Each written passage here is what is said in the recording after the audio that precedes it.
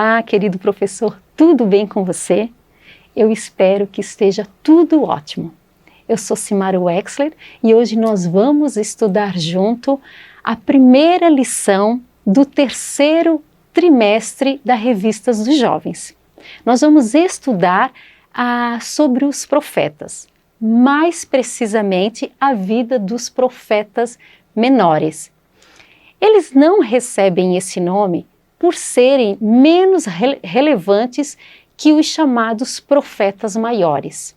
Não, eles recebem esse nome porque os livros escritos por eles, os rolos, melhor assim dizer, escritos por eles, são de menos volume do que os rolos deixados, escritos pelos profetas maiores. E quem foram eles? Querido professor, aqui a minha dica é você instruir o seu aluno a decorar o nome desses profetas menores. Ok, queridos? Então vamos lá. Quem foram eles? Oséias, Joel, Amós, Obadias e Jonas. Miqueias, Naum, Abacuque, Sofonias, Ageu, Zacarias e Malaquias.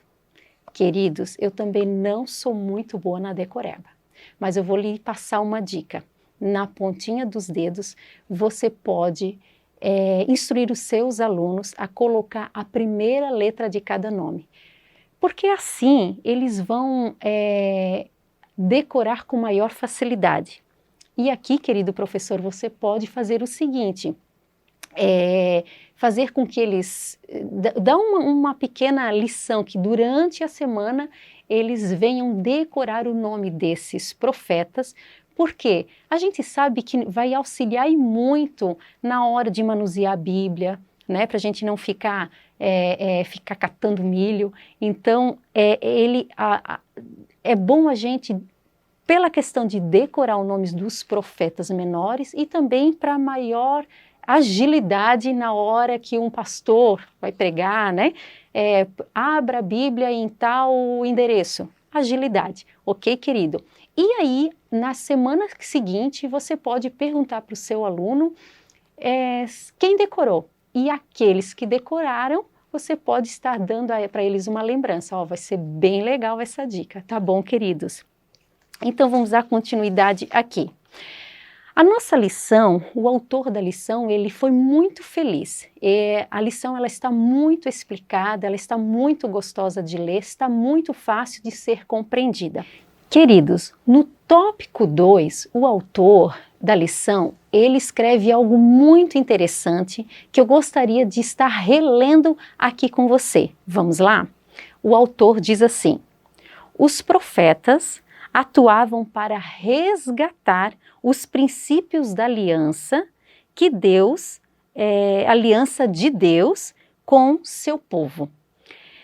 Vocês lembram da aliança mosaica? Eu gostaria de ler com vocês onde está registrado na Bíblia, que é Êxodo 19, que é do 1 ao 8. Vamos lá, querido, para a gente dar uma lembrada? Diz assim: no terceiro mês, depois da saída das terras do Egito, naquele dia, os filhos de Israel chegaram ao deserto do Sinai. Após terem saído de Refidim, entraram no deserto do Sinai, e o povo de Israel acampou ali, diante do monte Sinai. Então Moisés subiu ao monte para encontrar-se com Deus. E do monte Iavé o chamou e lhe ordenou: assim dirás à casa de Jacó e declararás aos filhos de Israel: vós mesmos vistes o que eu fiz aos egípcios e como vos carreguei sobre asas de água e vos trouxe a mim. Agora, se ouvirdes a minha voz e obedecerdes a minha aliança, sereis como meu tesouro pessoal dentre todas as nações, ainda que toda a terra seja minha propriedade. Vós sereis para mim um reino de sacerdotes e uma nação santa. Estas são as palavras que dirás aos filhos de Israel. Veio Moisés, convocou os líderes, anciãos do povo e declarou diante de todas as palavras que Yahvé lhe havia ordenado.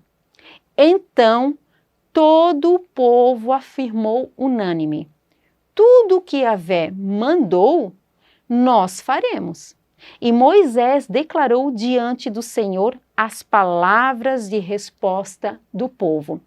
Queridos, a aliança mosaica, ela é uma aliança bilateral e condicional, ok?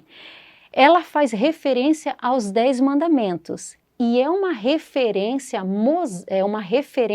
moral para toda a humanidade, ok, queridos? Para toda a humanidade. O povo de Israel, ele tinha que obedecer à aliança para assim receber as bênçãos que o Senhor havia prometido para Israel, ok? Então nós precisamos entender que a aliança mosaica, ela é uma aliança condicional. Por que nós precisamos entender? Porque os profetas têm tudo a ver com essa... Se a gente entender melhor essa aliança, nós conseguimos entender melhor a questão dos profetas, ok, queridos? Então, o povo tinha uma responsabilidade. E que responsabilidade era essa? Se nós lermos lá em Êxodo 20, a lei, né, os 10 mandamentos, o Senhor começa dizendo que nós devemos amar, né, a Deus, somente a Deus. Isso significa, querido, que a idolatria, ela era proibida, ok? A idolatria, ela era proibida, tá? Mas, como nós já sabemos, ao ler a Bíblia, né, toda essa história, nós sabemos que o povo descumpriu a lei e os decretos, né, os estatutos que Deus impôs, né, para o povo de Israel. Eles descumpriram a lei. Mas, como nós vimos antes, não era somente para o povo. Lembra que eu falei antes lá que era para toda a humanidade? Isso significa, queridos, que não era somente o povo que tinha que cumprir a lei. Não, as autoridades, tanto os sacerdotes como os reis, eles também precisavam cumprir a lei. Ok, queridos? Então, lá em Deuteronômio 17, 18, 20, nós vamos ler que as autoridades, as autoridades desculpa, queridos, que os deveres dos reis, quais são os deveres dos reis e dos governantes? Eu gostaria de ler com vocês, vamos lá? Está em Deuteronômio 17, 18, 20, ok? Diz assim: quando ascender ao trono do seu reino, mandará escrever num rolo para seus estudo pessoal uma cópia da Torá, a lei, que está aos cuidados dos sacerdotes levitas. Trará sempre essa cópia consigo e terá que lê-la todos os dias da sua vida, a fim de que aprenda a amar reverentemente Yahvé e a cumprir fielmente toda a palavra da Torá, a lei, bem como todos os seus mandamentos. Deste modo, o rei não se levantará arrogantemente sobre seus irmãos, nem se desviará dos decretos da Torá, da lei, nem para a direita, nem para a esquerda. Assim prolongará o seu reinado e o governo de seus filhos e descendentes no meio de Israel. Então aqui é muito claro que a lei era também, né, para o povo, mas também para todas as autoridades. Elas deviam ser cumpridas. Porém, queridos, quando é que Deus levanta os profetas? Os profetas chamados por Deus, eles são levantados a partir do momento que começa a haver as injustiças, ok?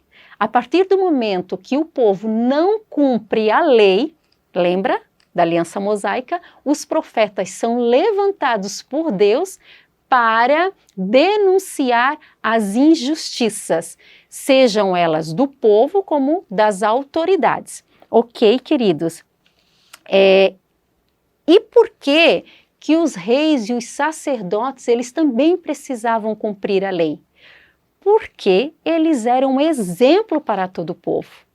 Então eles precisavam, não é verdade, querido? Como as autoridades sobre as nossas vidas, ainda hoje nós vivemos isso, né? A importância das nossas autoridades serem exemplos para nós. Então, desde sempre, o Senhor sempre se preocupou com isso, que as autoridades fossem exemplo para todos. Ok, queridos? Vocês lembram do profeta Natã, quando ele denunciou, né? Ele repreendeu, melhor assim dizer, né? O profeta, o rei Davi. Outro exemplo que nós vamos ler nas Sagradas Escrituras é quando o reino se divide, reino norte e reino sul, né? Elias e Eliseu, eles também, né? O Senhor levanta eles, né? Esses profetas que eles confrontam, eles vão confrontar, né? Eles totalmente contra tudo aquilo que a monarquia, né, no norte, eles estavam, da maneira que eles estavam agindo. Vocês lembram dessa questão?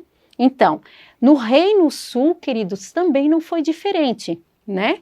No Reino Sul, nós temos também altos e baixos, reis bons, reis maus, e quando a injustiça prevalecia, né, quando a justiça ela aflorava, o que acontecia? O Senhor mandava um profeta, né? A gente vai ler isso em 1 Reis, 2 Reis, Crônicas, 1 Crônica, 2 Crônica, a gente consegue ler muito e compreender muito bem. Os profetas, então, eles são enviados por Deus para trazer arrependimento.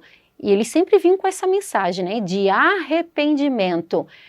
Mas algo também muito interessante, que eu acho muito bonito, é que mesmo eles pregando, né, denunciando todo esse pecado, os profetas, eles também traziam mensagens de esperança, né? Então, da mesma forma que eles denunciavam, e a gente vai ler muito isso nos profetas menores, né, que eles, falavam mesmo, eles eram mensageiros de Deus, eles falavam, denunciavam, né, para reis, quem que fosse, quem estava agindo de maneira injusta, não agindo de acordo com a lei, né, com a vontade de Deus, o Senhor mandava e eles iam e avisavam, mas da mesma forma eles também traziam mensagens de esperança.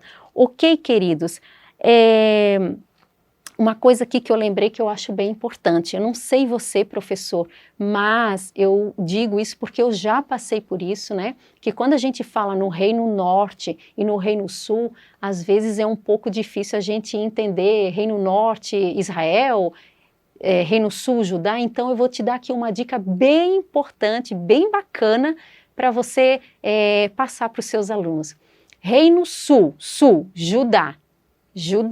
Os dois têm U, certo?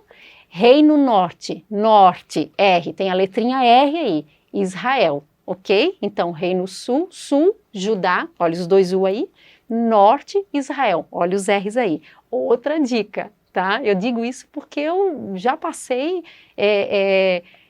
muitas vezes já me confundi até decorar, tá bom, queridos? Reino Norte, eles foram levados, né, o Reino Norte veio a Assíria, né, que levou cativo, né, Assíria, outra letrinha, R, Assíria, Norte, Israel, ok? Depois, né, o exílio levou ali o Reino Sul, Judá, Babilônia, ok, queridos? Então, tudo que é R, fica com o Reino Norte. Norte, Assíria, Israel. Judá, quando a gente fala de Judá, é o Reino Sul, e foi levado cativo, né, exilados para a Babilônia. Ok? Só para dar uma... para te dar essa dica aí, professor. Vamos voltar aqui para a lição? Então, queridos, uma coisa também muito importante a gente lembrar que os profetas, eles não vinham só entregar mensagens para Israel, norte e sul, não. Eles também entregavam mensagens, né, para outras nações, né? Nós vamos ler Jonas, né? Ele foi até Nínive, então ele entregou uma mensagem, né, de arrependimento para Nínive. Nós vamos ler também outros profetas pregando a respeito da Babilônia. Enfim, por quê, queridos? Porque o Senhor, ele não é um Deus judeu. Ele é um Deus que se revela para os judeus, mas ele é o Senhor de toda a terra. Então, queridos, isso é muito importante a gente ter em mente, né? Ele é um Deus de justiça, ele é um Deus justo e toda a terra é dele. Então, é um Deus que preza, né? Nós sabemos o quanto o Senhor preza pela justiça. Então, quando a injustiça acontecia, os profetas, eles se levantavam e eles denunciavam toda esta questão. Não só, então, para Israel, mas, né, para todas, né, para outras nações também. Ok, queridos? Tá.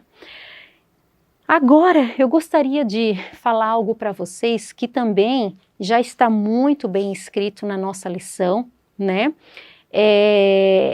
Que os profetas, diferentes dos sacerdotes que vinham de uma linhagem sacerdotal, né, que eles vinham descendentes da tribo de Levi, os profetas não, eles não tinham eles não vinham de uma linhagem, não. Mas eles possuíam algo em comum, eles eram homens piedosos, eles eram homens profundamente piedosos.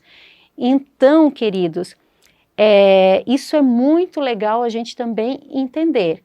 Deus, ele escolhia um homem piedoso, ok, queridos? E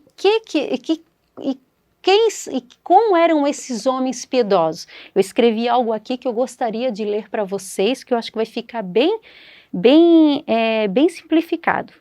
Eu escrevi assim: eles eram homens cheios de reverência e de amor a Deus. Sua vida, seus motivos e seus atos concordavam com os princípios espirituais. Eles temiam em desagradar a Deus.